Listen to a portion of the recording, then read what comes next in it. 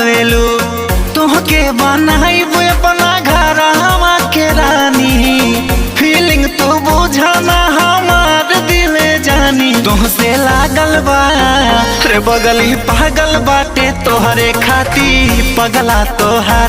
दिलवा जीतल चाहता नी खाली जानू तोहार।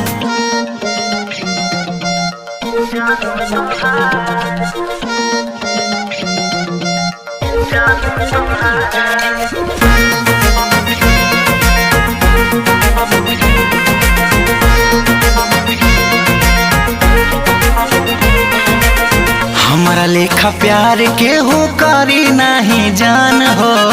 खोजला तुहरा छपरा चाहे सिवान हो। अलग बानी हो हमारा लेखा प्यार के हो करी नहीं जान।